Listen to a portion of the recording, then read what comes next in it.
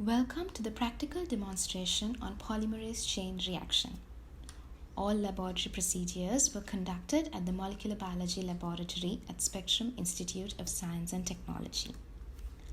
Before beginning your PCR preparation, it's important that you set up your protocol into your PCR machine. If you have a pre-existing protocol, you can save it from the PCR protocols saved in your machine. If not, you have to begin with setting up a new protocol. You can change your temperatures and times accordingly for each step, starting off with initial denaturation, where you can change the temperature and the time, and then to your denaturation, annealing, and extension steps.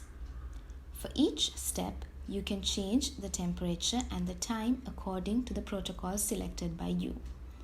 The PCR protocol selection is based on the source of your PCR, the amplicon size, and the type of the primers used and the primer characteristics. Finally, you change the final extension step with changing the temperature and the time accordingly. It's important to set up the number of cycles, the initial denaturation for 1 cycle, the denaturation, annealing, and extension steps for about 35 cycles, and the final extension step again for 1 cycle.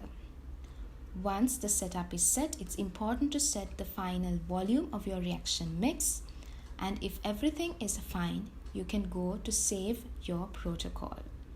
You can provide a name of your choice and then save the protocol in your machine.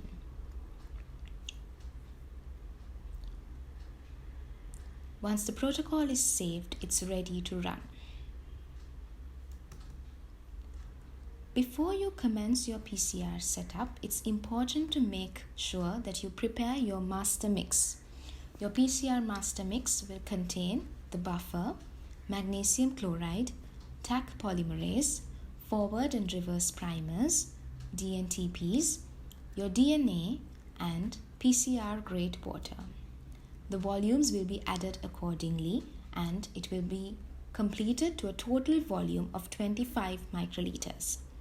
The master mix preparation will vary between the number of reactions that you have to prepare. Once the master mix is prepared, you need to add your sample DNA and the master mix separately into a PCR tube.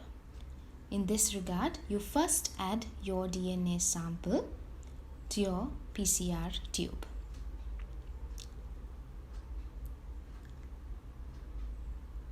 To this PCR tube containing your sample DNA, you will add the master mix prepared and then mix the contents well.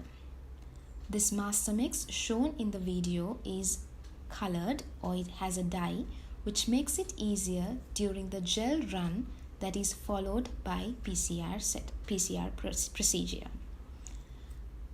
Once all contents are mixed well, you can start the PCR procedure, but make sure that there are no bubbles in your reaction mix. You put your PCR tube and start your PCR run.